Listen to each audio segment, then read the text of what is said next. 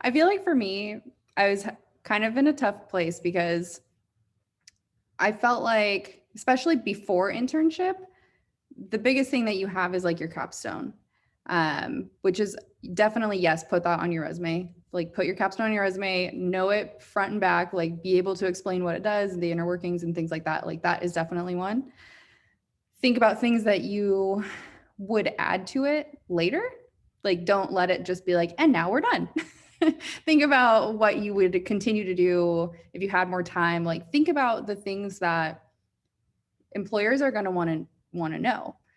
Uh, and with the capstone, that's a really great opportunity to show like it's something that you're passionate about and something that you want to continue improving upon and iterating upon. So that's a good one.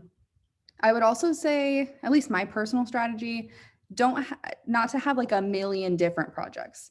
I think 4 quarters are better than 100 pennies, where if you have these solid projects that you're like proud of and you know them front to back and you know you've worked really hard on them, that's better than having like a million little things that you did on the side. Unless that's like your deal and you like to make little things over the weekend and you want to show them off, then the passion behind that is what you can be excited about, and that can be fine too. But in general, I would say maybe a little bit less projects that you've put genuine work into. But the big thing for me was that getting like your first job out of boot camp, like the reality is you probably don't have like the most amazing apps built yet because you just don't have the experience yet. And that's totally okay.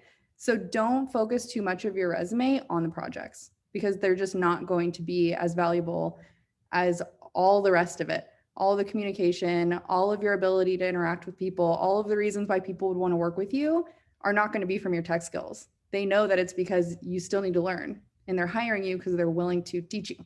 So that's my advice.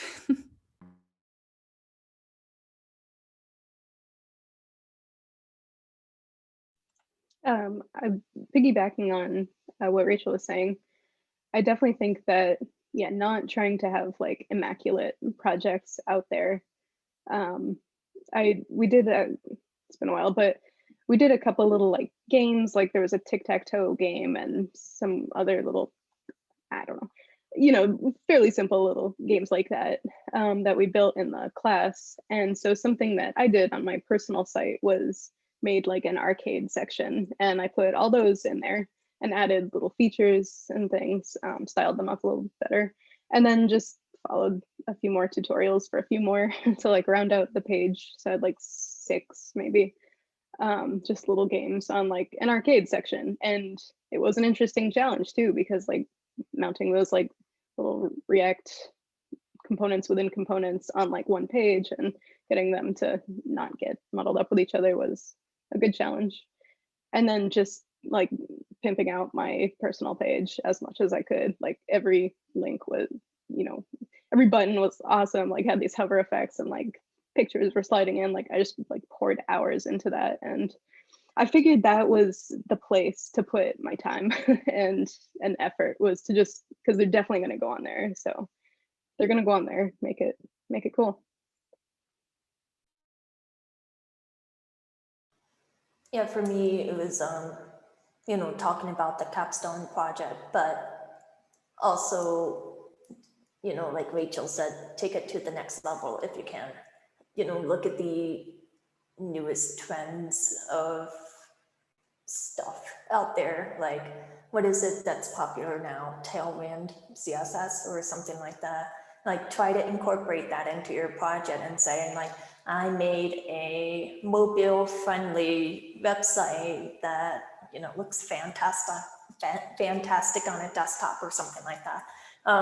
But I definitely agree that, fewer high quality projects is better than a bunch of little things. And as it relates to, I'm just gonna go into the internship aspect as well. But when you're doing your internship, do not feel guilty or selfish that you're trying to, put an accomplishment to something that you're doing. Like everything that you're doing at your internship, it is a learning experience. And, you know, whenever you're doing something like, I don't know, maybe adding more unit tests, that's an accomplishment as well. And that should go on your resume, even though, you know, a lot of people put that, you know, on the back burner or something like that, and try to put a number to it. Say like, I enhanced the unit testing suite by 200%. That sounds awesome. Like, you're hired if I saw that. So, you know, don't feel like the stuff that you're doing just because you're an intern and it's an internship doesn't mean that it's worth less. It's valuable learning experience. Everyone starts somewhere and absolutely should go on your resume. And I also built a personal website as well. That one I used for a lot of like guinea pig, I don't know, concepts. You know, trying to learn how to do a Python website instead of a React. I don't recommend it actually. Stick with React. But you know, it's stuff like that. You can use your personal website to like experiment with the stuff, and that's also valuable to put on your resume as well. So, yep. I think CJ made some really good points. So I guess I want to piggyback off what she said. I 200% agree that when you go into your internship, like it's definitely an educational experience. You are doing it to be there to learn, you know? So when you're there, like, please don't be afraid to be selfish and not only, you know, track your accomplishments and have like metrics you could put on your resume, but also don't be afraid to ask questions, you know, like they know you're an intern, they know you're learning.